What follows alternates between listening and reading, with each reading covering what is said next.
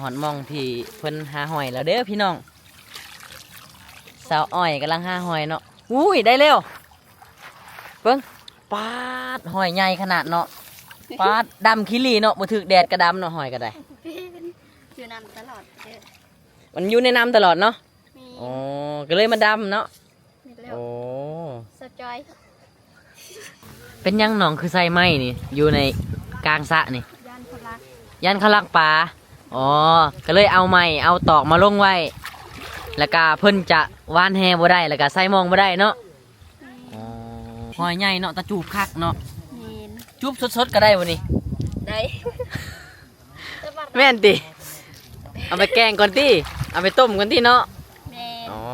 อันนี้แหละจะว่าปากนี่คือ ปากใหญ่ๆเนาะปากใหญ่ๆดำๆเพิ่นว่านี่แหละหาก็เห็นเนาะบัดนี้อุ้ยได้ลายเว้ยนี่เนาะ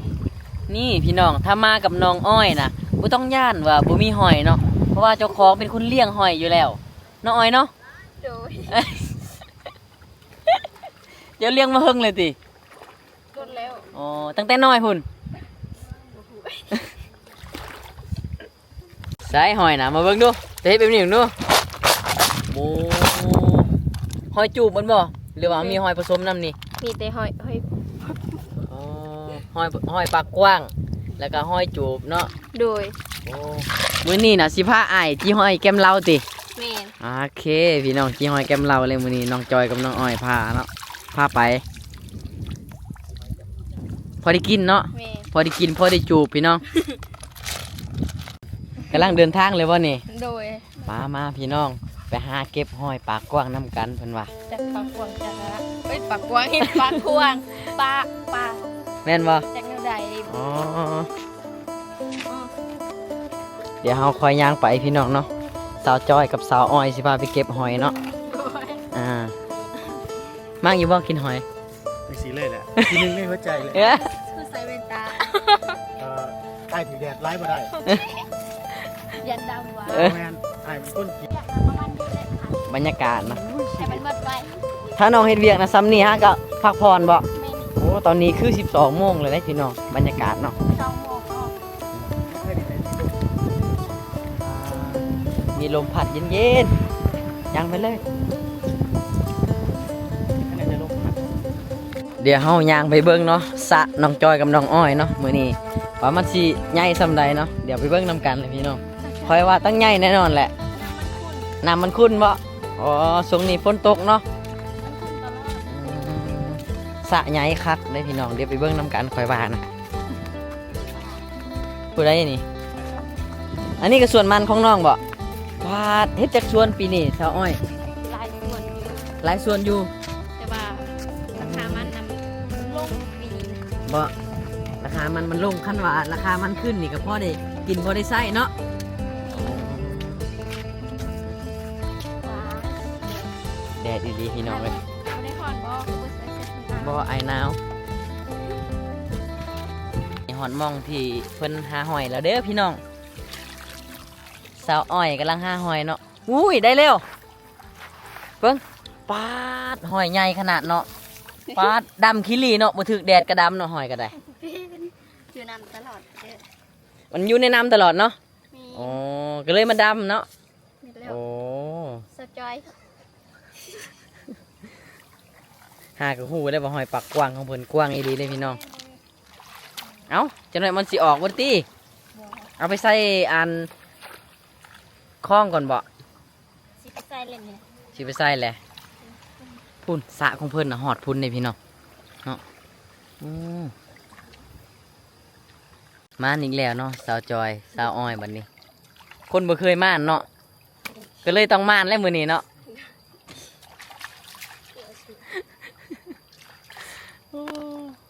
เบิ่งกุ้งกะหลายพี่น้องเลย อะไรอะไรตะแดงอีเตหอยอีไอ สระเพิ่นน่ะบ่ได้เลิกได้นอนน้องอ้อยอ๋อเบิ่งบ่ได้เลิกได้เฮ้าโมเมนต์ถึกปลาใหญ่บ่อือถึกปลาใหญ่ตำแล้ว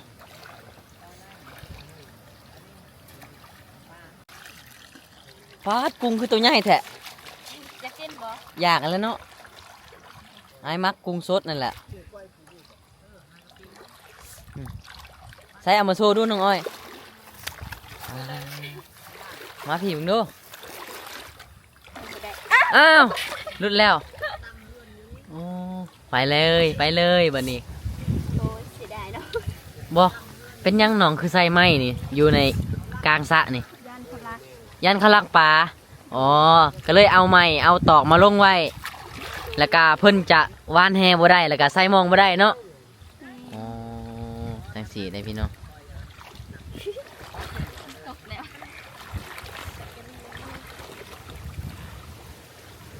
อันนี้มันห้อยยังนี่ ไปจุก ห้อยจูบบ่ห้อยจูบโอ้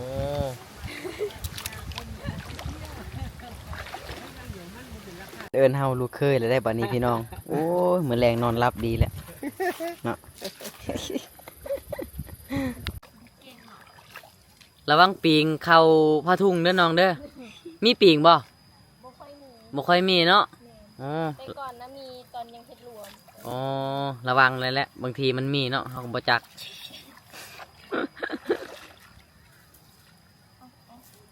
ปาดทำไมลายเว้ย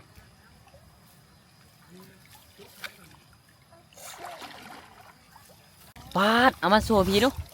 โอ้นี่พี่น้องหอยใหญ่เนาะตะจูบคักเนาะ เห็น จูบสดๆก็ได้วันนี้ ได้แต่ว่า แม่นติเอาไปแกงก่อนติเอาไปต้มก่อนติเนาะ แม่น อ๋อ อันนี้แหละจะว่าปากใหญ่คือ ปากใหญ่ๆเนาะปากใหญ่ๆดำๆเพิ่นว่านี่แหละหากะเห็นเนาะบัดนี้อุ้ยได้ลายเว้ยน้องเลี้ยงเอาบ่เรือว่ามันเป็นธรรมชาตินี่ เป็นธรรมชาติ เป็นธรรมชาติเนาะ โดย อ๋อปาดสองพี่น้องเนาะคันบ่น้องน้ำสระน้องนี่บ่ได้คันบ่ดีเนาะบ่คัน เอาตัวกินก็ได้ พี่ก็สระน้องบ่สระใหม่เนาะของเพิ่นมานั่งเฝ้าผู้สาวกำลังจับหอยเนาะเดี๋ยวเขาเจ้าจับไปก่อนเดี๋ยวเขาสิลงไปจับซอยนะพี่น้องทางหลังนะบ่แม่นผู้สาวเด้อพี่น้องมั่นคนเดินทางพี่น้องเลย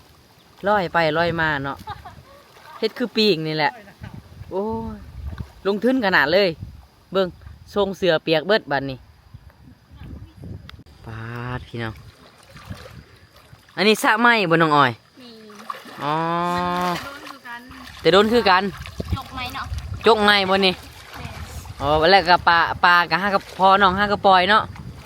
คอยไปดูว่า ปล่อยแต่โดนอีกต้องมีแล้วปลาใหญ่ฉันเนาะเอาหย่างบ่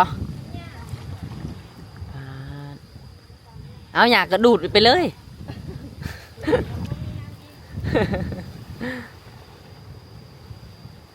นี่เนาะนี่พี่น้องถ้ามากับน้องอ้อยนะบ่ต้องย่านว่าบ่มีหอยเนาะเพราะว่าเจ้าของเป็นคนเลี้ยงหอยอยู่แล้วน้องอ้อยเนาะ โดย เดี๋ยวเลี้ยงมาเฮิงเลยติ โดนแล้ว อ๋อตั้งแต่น้อยหุ่นใส่หอยนะมาเบิ่งดูจะให้เป็นหนึ่งดูโอ้หอยจูบมันบ่หรือว่ามีหอยผสมน้ำนี่ มีแต่หอย อ๋อหอยปากกว้าง แล้วก็หอยจูบเนาะ โดย โอ้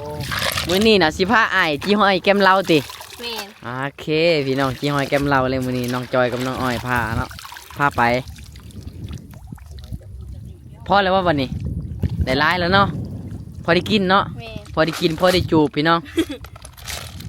ได้ยังมันนี่ว่าสิหาตอน้อยหนึ่งบ่ไม่ถึงไหน หาตอน หาตอสัตว์น้องสิหาตอน้องสิเอาให้มันได้กินแรกเลยบ่น้อง โดย โอเคกับไปน้ำเพิ่นนั่นแหละครับ ไปหาต่อบ่ยันมันตอดบ่ คุณนะ ย่างก่อน ต่อมันตอดได้ เล่นมุกน้องรับ น้องรับมุก บ่ฮู้จักต่อบ่ต่อที่มันตอดคนน่ะมันเป็นบวมๆน่ะบ่จักว่าต่อน่ะคนลาวเอิ้นต่อภาษาเจ้าเอิ้นจังไดห้องว่าหยัง บ่ฮู้ว่าจะ อู้ต่ออีกจบ จบแล้วบัดนี้ให้เอื้อยได้สอนบัดนี้น้อง อยากกินกุ้งสดๆอ่ะนะ แม่นให้เราเบิ่ง นี่ เอาไหม น้อง เอ้า มันไปแล้ว น้องจ้อยเอากุ้งสดมาให้ซิม โดยชิม ซิมสดๆอยู่กลางสระเลยพี่น้องเลย เบิร์ดดิ เอ้า ล้างทำได้ บ่ล่างก็ได้แห้งแสบ บ่ล่างอีหลีวะโอ้เดี๋ยวซิมกุ้งสดให้เบิ่งพี่น้องเฮ้ยนี่กุ้งสดเนาะนี่วันนี้เฮากะได้หอยมาไล่แล้วเนาะน้องอ้อย โดย กับน้องจอยเนาะเฮากะสิได้เดินทางกลับเนาะเบิ่งดูวันนี้โชว์ผลงานอู้ผลงานเนาะน้องบ่งามดอกแต่น้องมานเด้อ ดอกมาม านเลยบ่ อืม มาน้องมื้อนี้เนาะ มาน ว่าแล้วนะมากับอ้ายนะ100%ต้องได้หอยกำลังย่างกลับเฮือนพี่น้องอากาศดีเนาะคล้ายๆคือฝนสิตกนี่เนาะยามแรงมันตกอยู่บ่ ตกตลอด ตกตลอดยามแรงบ่ โดยมีแต่วันนี่บ่ได้ตก อ๋อมีแต่ว่านี่บ่ได้ตก ปาดที่ดินของน้องจ้อยน้องอ้อยนี่โคตรลายเลยเนาะกว้างเลยเนาะ บ่ายโมง โอ้ย เนี่ยสิไปทุกคนแบบบ่ายโมงก็คือ1 โมงวะ แม่น 4 โมง ที่ดินของพ่อเจ้าร้ายเนาะสระมีหน้ามีมันสำปะหลังเลี้ยงหอยพร้อมโอ้ลาย หลังคาใช่เนาะ โอ้สาวอ้อยปีนต้นไม้โคตรเก่งเฮ็ดดีๆได้สาวอ้อย ขึ้นจะเล่า โอ้ยจังหน่อยชิบ่ได้ออกคลิปนำกันนะได้นี่ หลังจากมาแต่หาหอยก็ปีนกกไม้อีกวะ ปีนเป็นปีนแล้วเนาะเบาเนาะ แมนเอ้าบ่ลงมาบ่มันนี่ มันเย็นบ่เฮ้ย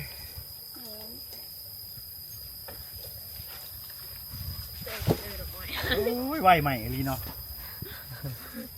เจ็ดเสื้อกัน ว้าว แต่งโตวมาแต่ไสนี่ เต็มมาเต็มซอกไปหาหอย ไปหาหอยได้เก็บมาแล้วบ่ เก็บเลยเก็บเร็ว โอ้ขนาดแต่งโตวมาแต่หาหอยได้นี่โอ้เด้อ ก่อนเดียวคุณกดตัวเองก็ มาพี่น้อง หลังจากมาแต่เก็บหอยแล้วก็พากันกินมังม่วงเนาะมื้อนี้เนาะ โดย กินตั้งแต่จอกกินจอกแต่เช้านี่จอกเราเนาะเพิ่นต้อนรับนะบ่าวแถวบ้านนอกวิ่นเลยก็เลยมาแกนเนาะวันนี้มาแกนนำกันเนาะ ยันขับรถ บ่าวแซ่บกินอย่างใหญ่เลยเฮ็ดเลยวันนี้2 คนคนละ2จอกเนาะอาจสิกินนกส้มลายก็ข่อยวันนี้ข่อยจอกเดียว กินบ่ลายบ่ไหว วันนี้มีแต่แต้มไอ อย่าสินะจังสิโอ้ยพี่น้องเอ้ยบ่กล้าซิมแล้วเผ็ดหลายแล้วก็แซ่บหลายเนาะพรท้องวาบๆเลยแหละเว้าก็พร้อมกันอีกเนาะ อ๋อขอบใจหลายๆเด้อที่ตอนรับเป็นอย่างดี โดย เว้าพร้อมกันอีกดู โด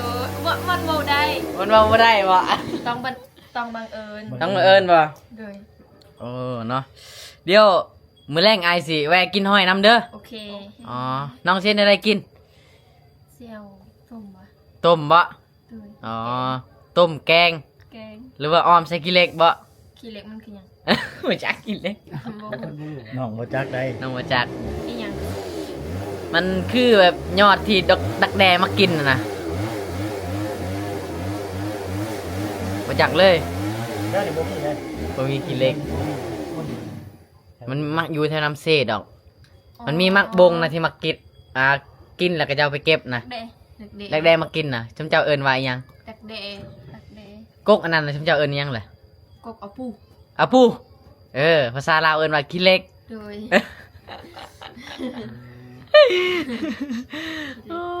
บ่จักเนาะกิเล็กเนาะ บ่จ่า บ่เคยกินบ่เคยเอามากินอยู่บ่ เคยอยู่แต่บ่ฮู้ภาษาลาว แต่บ่ฮู้ภาษาลาวอ๋อแต่ภาษาชมเจ้าเอิญว่าอาปู โดย สะใจเนาะ โอเคขอบใจหลายๆเด้อเดี๋ยวมื้อแรงพ่อกัน โอเค บ่ได้เฮิงดอก ประมาณ2 นาที แม่นบ่ว่า2 นาที อีหลีแหละ2 นาที อย่าลืมแวเด้อ บ่ไอซีแว่แท้แหละบ่ลืมดอกบ่ลืมซะจอยซะอ้อยดอก ถ้าลืมน่ะไอคงบ่มาแล้ว โดย โอเคเนาะ โอเค โอเคขอบใจบ๊ายบาย